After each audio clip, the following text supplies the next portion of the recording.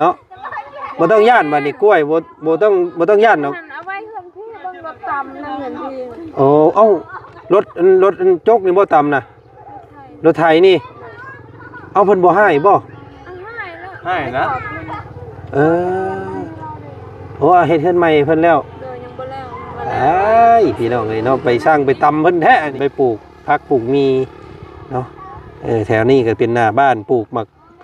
ม่วงหมักมันพี่น้องเอ้ยโอ้ตกใจเนาะล้างรถค่อยเกือบบ่เห็นผู้พี่น้องเอ้ยเห็นบ่เนาะสูงคักอีมาฮอดจอดถึงกี้นี่พี่น้องเอ้ยเนาะขี่รถเติดขึ้นมาโดดเกือบไม่แล่นกายกี่นี่พี่น้องเอ้ยบ่จื้อเนาะอ๋อโตผู้ยามฝนเนี่ยมันก็สิยุบลงไปอีกอยู่เนาะเพราะว่าน้ำมันสิมาพุ่นและน้ำมีแต่ควายให้มันโอ้มันสิบ่ลงเฮือนเจ้าเฮือนพอเจ้าพุ่นบ่น้ำบาดนี่เนาะเพราะว่าน้ำมันสิลงมาแต่ทางรถพุ่นนี่พี่น้องเอ้ยตืดลงมาแล้วมันก็ซัดเข้าตารางเฮือนพ่อเจ้าแล้วนะเนาะ ยังไม่ได้เป็นแบบนี้ก็ยังเข้าไปข้างในบาดเป็นมื้อนี้แฮงยังขึ้น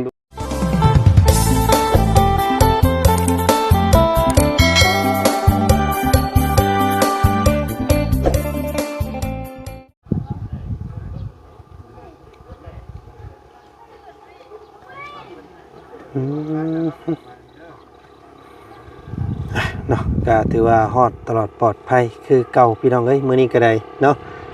ตัดภาพมาทางพี่น้องเอ้ยทางบ่จันก็มาฮอดจอดถึงเด้อเนาะเซปูนเซใจพี่น้องเอ้ยเนาะป้าอุ้ยฮอดติดโทพี่น้องเอ้ยเนาะเพิ่นบุกเบิกใหญ่อีหลีซั่นนี่คิดว่าต้องจนจื้อจำจนบ่อยากได้พี่น้องไงเนาะเป็นดินเป็นดอนของน้องกองมีหายไปหมดเลยต้นหมากม่วงหมากมันเนาะ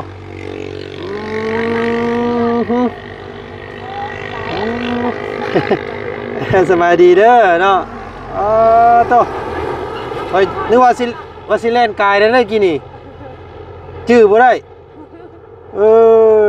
เนาะโตเพิ่นแปลงมียักษ์กว่ากระเดียแท้นี่เนาะป่ามันเบิดไปเพื่องนึง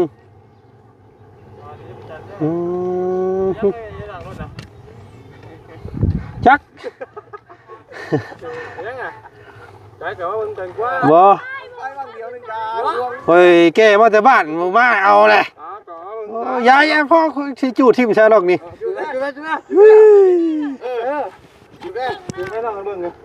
จุดแรกเฮาก็อยากเบิ่งคือกันจุดบ่จันจุดเฮาก็อยากเบิ่งคือกันเฮ็ดบ่ต้องใส่มือต้องใส่มือนะแม่น่ะบ่จุดให้เฮาเบิ่งแน่อันก็บ่แก้ขึ้นมาหรอกใช่ว่าจะสิมาอยู่พี่น้องเอ้ยเนาะเอาทักทายสบายดีเด้อเนาะตัวก็ว่าตัวอยู่มาแล้วก็ทำมาแล้วเนาะว้าวมิแต่ว่ากินปั่นไปปั่นมาจะเฮามานำเลยโอ้ยเจ้าเนี่ยเอ้าตัวฮอดบ่เพิ่งวะบ่เพิ่งว่าไปมื้อนี้บ่ว่ะแล่นลิ้วมาแต่ว่านี่เราก็ได้เอ้าเราว่าอยู่ข่อยก็เลยลอยมาลักถามประธานว่าบ่ขึ้นมาเลยเราอ่ะบ่อยากแกรถกลับไปกลับบ้านแม่นช่างหน้าว่าแกรถนักชื่อหามขึ้นหามลงเนาะใส่สาวๆเพิ่นน่ะไผมันเกิดเมื่อวานนี่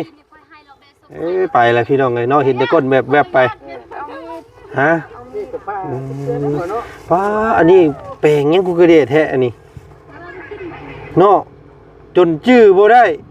แท้ว่าสิเอาต้นมะม่วงไว้คือบ่ไว้บักต้นมะม่วงคือว่าสิเอาจักล้านก่อนนี่5 ล้านรถ2 คันเลยบ่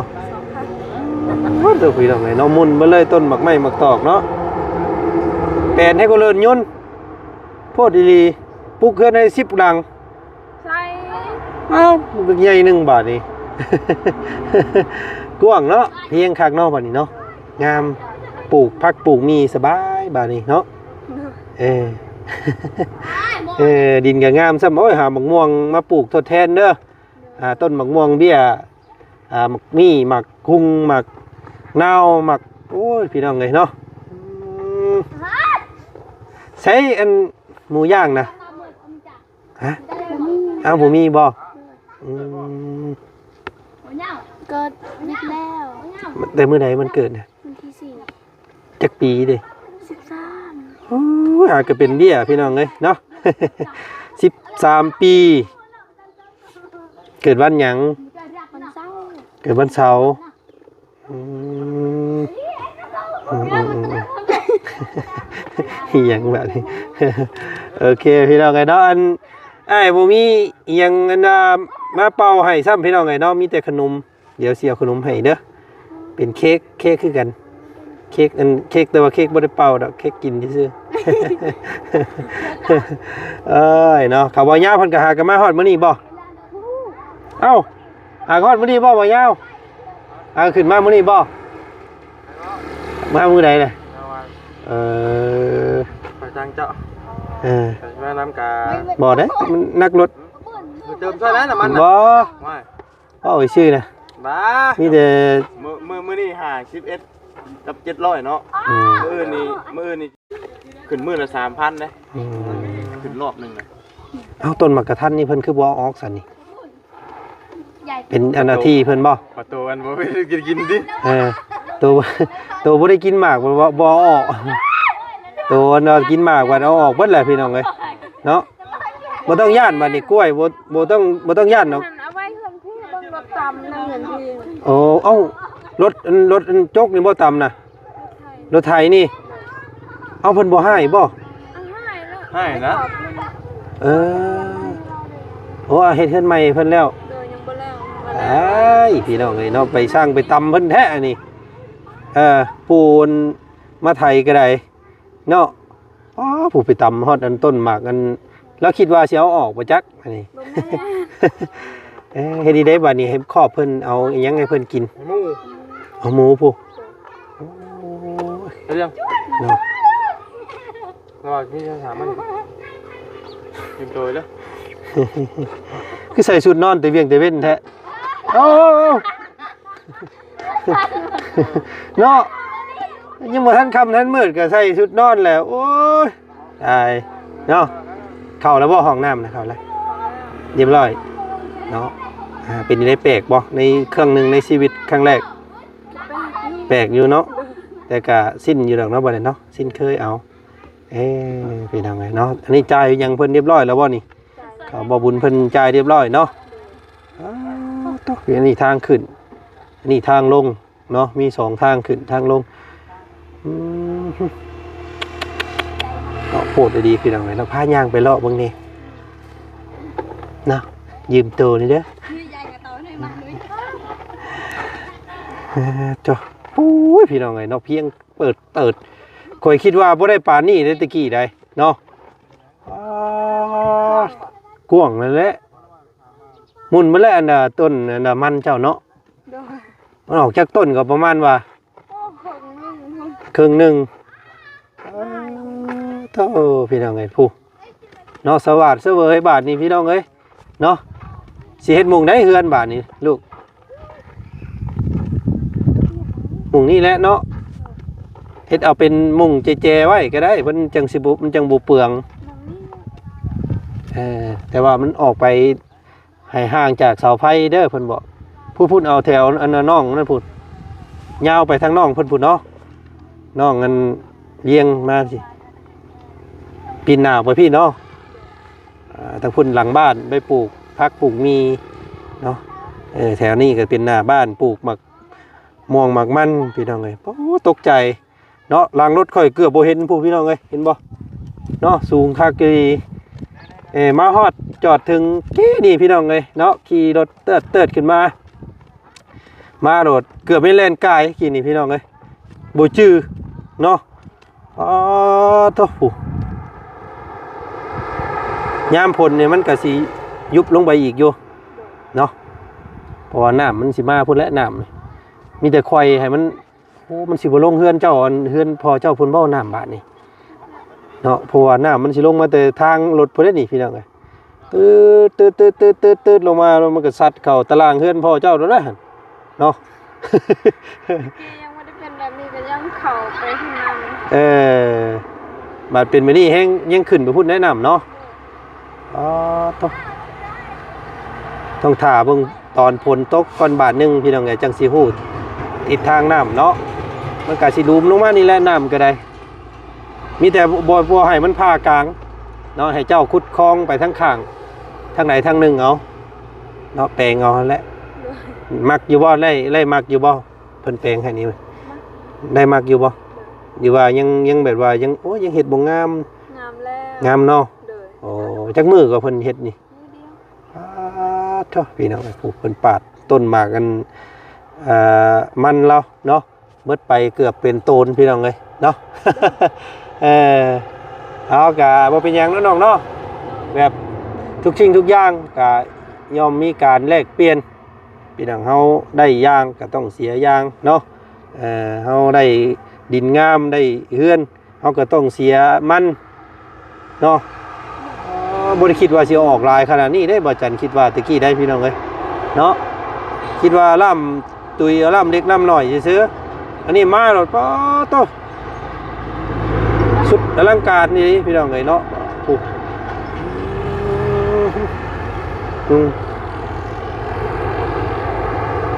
แต่ว่ากฎหมายนี่เพิ่นว่าให้เฮ็ดเฮือนนี่ต้องเข้าไปยับห่างจากเสาไฟเข้าไปพุ่นเนาะถ้านอกเสาไฟเข้ามาพี่นะมันเป็นของพรรคของรัฐเพิ่นเนาะเวลาเพิ่นมาเฮ็ดถนนหนทางแหละเพิ่นเอาได้นี่พี่น้องเลยต่อไปต้องให้ยับเข้าในต้องเฮ็ดให้ไกลเด้อเวลาเฮ็ดอันเฮือนนี่ต้องยับเข้าพุ่นแหละแถวให้มันห่างจากเสาไฟนี่พี่น้องเลยหาอันนี้มาปลูกบัดนี้ทดแทนกล้วยได้มาปลูกแถวนี้มันจังบ่เจินกล้วยบัดค่อยเอาเมื่อเบิดเลย ยังมีอยู่ หาคนเอาเนาะ เด้อ คนเอามาปลูกรถแถวนี้พี่น้องเลยปลูกไปตามให้มันสุดนี่มันเป็นกล้วยอยู่หน้าบ้านบัดนี้เนาะมันแปลนโพดมักอยู่บ่แบบนะเนาะแล้วก็มันเอากล้วยอันกล้วยง่าวฮะกล้วยง่าวกล้วยไข่เอากล้วยนั่นพี่น้องเลยเนาะมันจะงามมันจะไว้กินนะพี่น้องเนาะก้นเอาต้นมะฮุ่งโอ้เป็นตาจากปลูกกันต้นกาแฟเนาะพี่น้องเนาะงามดินเราดินภูเขาบ่มีระเบิดบ่มีบ่มีเนาะยันว่าพ่อระเบิดตึ้มโอ้ยันได้ข่อยว่าไปแล้วพี่น้องไอ้เนาะระเบิดบ้านนี้ดินเจ้าฮอดใช้ซะอันนี้ฮอดพุ่นบ่ฮอดลักเล็กกันลักดินเห็นบ่อ๋อโอ้เกือบครึ่งนึงเนาะพี่มืดไปครึ่งนึงแล้วก็ขึ้นฮอดบ่ก่อกล้วยพุ่นป้าโตยังหลายอยู่ดินแล้วพี่น้องไอ้เนาะ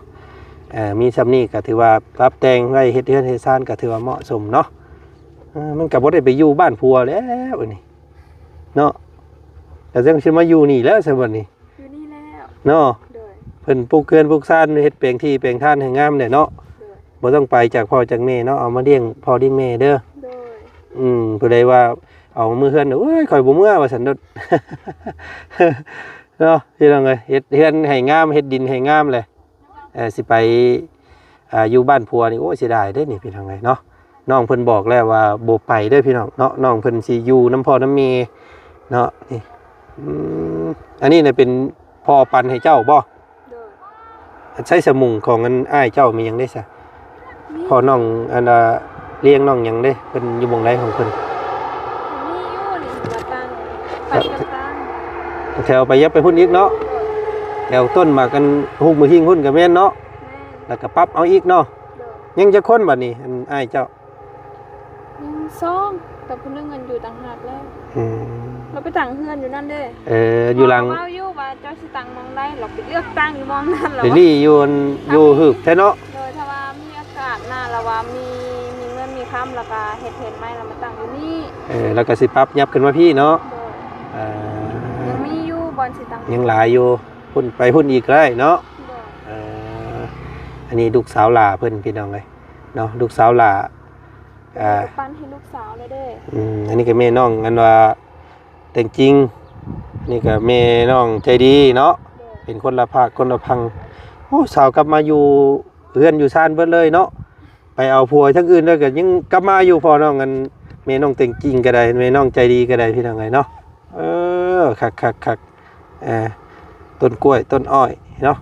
ทางก็งามบัดนี้พี่น้องเอ้ยเนาะมีแต่ว่าขึ้นมีแต่ขึ้นทางเดียวบัดนี้เนาะขึ้นมุงทางเพิ่นรุดให้ฮั่นเสียดายต้นมะม่วงและกำลังกินหมาก ยังมีหลายต้นอยู่ มุงใดก็ต้นมะม่วงมื้อน่ะมุงนี้บ่มุงเขาบ่ไล่นี่บ่นี่เนาะอยู่แถวนี้พี่น้องเอ้ยนี่บ่ต้องย่านต้นกล้วยสิขึ้นอีกไปเบิดแล้วเนาะเพิ่นรุดออกมาเบิดแล้วพี่น้องเอ้ยตะกี้คิดว่าย่านต้นกล้วยมันขึ้นอีกว่าซั่นซะเนาะอันนี้บ่บ่มีดอกพี่น้องเอ้ยเนาะแข็งดินงามบาดนี้แต่ว่าข่อยว่าย่านมันเป็นอ่างอยู่แถวอันหม่องนอกนะเพิ่นน่ะแถวนะว่าแล้วย่านน้ำมันสิอยู่พุ่นนะครับเจ้าขุดคลองเอาเองบ่เลยเด้อ ปั๊บเอาใช้สมือได้บัดนี้เพิ่นนัดหมายมือตั้งเสาเอาเสามา ล้างสงกรานต์เราซื้อเสา หลังสงกรานต์พุ่นใช้บ่บุญเพิ่นเมื่อแล้วบ่เมื่อแหละแล้วเมื่อน้ำไผ นี่ประตูมาแล้วขี่รถตู้ เราขี่รถสายทางเมื่อ ว่าจะขึ้นมาครับเอาเพิ่นพี่น้องไงเนาะกะเพิ่นเมื่อปาก่อนเนาะเมื่อแล้วมื้อนี้ว่าซั่นซะเสาเนี่ยเพิ่นกำลังถอกอยู่เนาะกำลังเทอยู่ประมาณหลังสงกรานต์เพิ่นเลยเพิ่นสิได้มาตั้งเขาเทคานให้พี่น้องก็12ต้นขนาดจักสิซำใดอีกเนาะ จักสิได้เทคานจังบ่ เงินพอแต่นี่เด้อเบิดได้ไปจักเนาะเบิดแต่เสาไปจักเนาะเพราะว่าเสาตั้งเสาเทคานนี่เพิ่นขอนำ15ล้านได้พี่น้องเอ้ยเนาะสร้างเพิ่นบ่ได้แล้วต้นละล้านก็บ่ได้เนาะต้นละล้านปลายพี่น้องเอ้ยเพราะแพงเนาะคุมื้อนี้แต่เก่าตั้งเสาเทคานนี่มีแต่ต้นละ 1,000 บาทเท่านั้นเนาะอันนี้ต้นเกือบ 1,500 1,600ได้พี่น้องเอ้ยโอ้เอาพี่น้องเนาะจังได๋ก็ลุ้นกันต่อเนาะน้องเนาะได้ซำใดก็เอาซำนั้นเนาะน้องเนาะเพิ่นปรับดินปรับรอนให้งามซำนี้ก็โอ้ยเนาะดีใจเลยเนาะอันนี้ก็เป็นงบของทางผู้ใหญ่ใจดีทางฝั่งไทยพี่น้องไงเนาะทางพ่อใจดีเพิ่นว่าซั่นซะเนาะสะอาดสะอ้างสวัสดิ์สะเบยอยู่กันแบบอบอุ่นเลยพี่น้องเอ้ยเนาะได้เฮือนไว้ๆก็เอาน้องมาอยู่นำนี่เด้เนาะสมาชิกน้องเลี้ยงน้องเนาะน้องเลี้ยงน้องจริงๆน้องใจดี3คน3 4สาวป้าจ้ะรุ่นกันแล้วบัดนี้พี่น้องเอ้ยแล้วผู้ใดได้สิได้ผัวก่อนกัน เว้าหยอกเด้อ เอ้ยพี่น้องเอ้ยเนาะมีแต่ผู้งามๆครับโอ้ยเนาะเอ้าพี่น้องเอ้ยจังใดก็แล้วแต่เนาะมีแต่พวกเฮาก็รุ่นกันเบิ่งเนาะว่าน้องใจดีก็คือว่าเขาเว้ายาวเพิ่นมีงบอยู่บ่ ก็ดี ว่าสิซื้อไม้ซื้อตอกมาให้เราเนาะก็นี่พี่น้องทางแม่เราปัดอันว่าดินไว้เกลี้ยงเนาะสะอาดสะอ้างโอ้เฮือนเรางูเงี้ยฮอดบ่เข้าพุ่นแหละนี่พี่น้องลูกผู้หญิงไปอยู่ฝั่งนั้นลูกผู้ชายมาอยู่ฝั่งนี้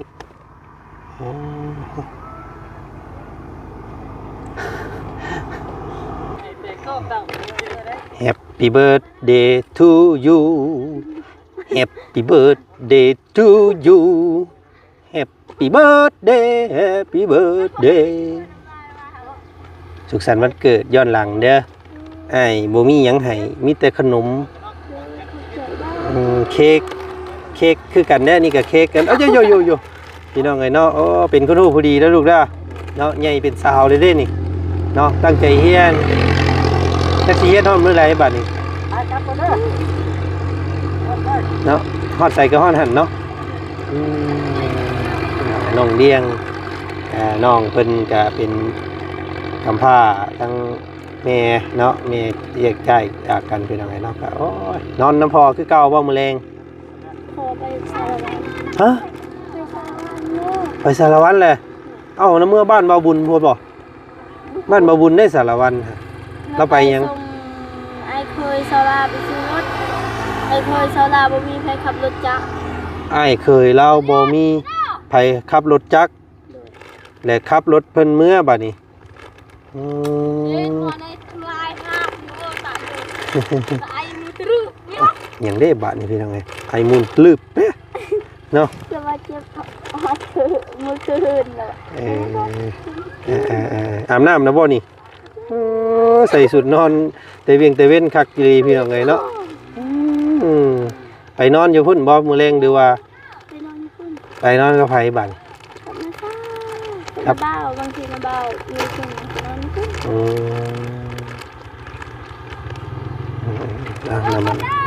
เด้อ